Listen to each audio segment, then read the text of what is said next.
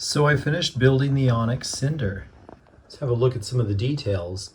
So first, probably the most interesting detail about this ship is that it's got this lever so that we can turn the engines and create the ship in a hover mode.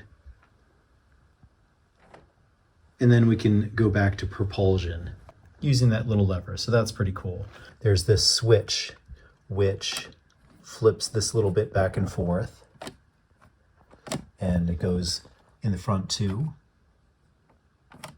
This ship has a lot of really neat angles. So if you're wanting to build some creation of your own using complex angles, this is a pretty good model of them. A cool Pythagoras theorem triangle here. So it connects right there and then again down there. And we have a cool little boarding ramp under construction. And so it lowers, and okay, that's what a boarding ramp is supposed to do, but then it stops with that little stud. And I just think that's a cool little feature. Check out these angles on the other side. So on the underside, we've got this panel here formed by several plates, and it's held in place just by one axle that's going through a sort of cross-shaped hole.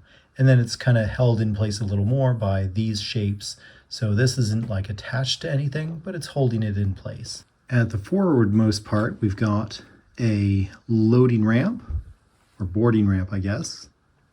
There's also some cool little things like a grappling. I assume this is a grappling hook for shooting out to grab other ships, although it doesn't actually shoot anything out. Various communications antenna.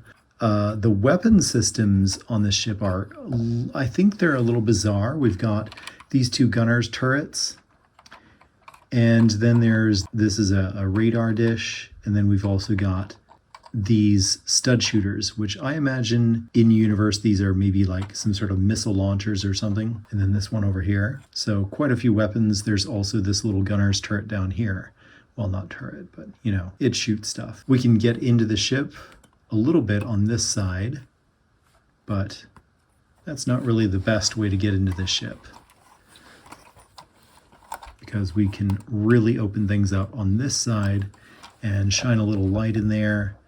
And so we can see a little table, there's a galley, and then on this end, this is the forward end, there's a bed. And it's a little weird, like why would you put a bed there? Because here's the loading ramp or the boarding ramp. And there's that bed. So that setup's a little weird. At the aft end of the spaceship, there's a cargo bay. There's a little loading ramp with a couple cargo boxes filled with Star Wars vegetables. I sort of wish this cargo bay was instead like maybe a cabin with some bedrooms or, you know, that bathroom, because it doesn't really make sense for the boarding ramp at the front end of the ship to have a bed just sort of stuck in there. But what are you going to do? I didn't design it. One thing I appreciate though about the design is that the interior is all one continuous space, one continuous volume. So you can see, you know, looking through the back, you can see light at the other end, or, you know, you can see my hardwood floor, because the space is all one continuous volume, with the exception, of course, of the cockpit. Here's the ship's cockpit. Little control center. Now, one thing about that is there's no way to get there from the inside of the ship, so one just has to pretend. This set has 5 minifigures. 3 of them appear to be children, and they're all holding flashlights of different colors.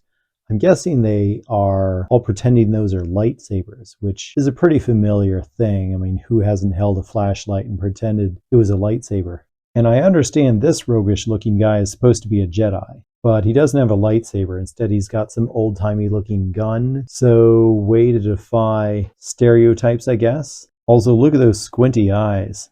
What a nightmare. And he can look angry too, so that's good. So the Onyx Cinder, it's got a pretty nice interior, fun building, cool angles, so there's lots of inspiration for one's own building. There's a good interior, not huge, but, you know, there's something. I do like a spaceship with a decent interior and a galley.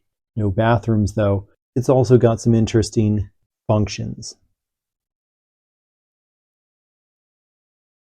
This set has 1,325 parts, and in the United States it sells for about $140. But maybe you can find it discounted somewhere.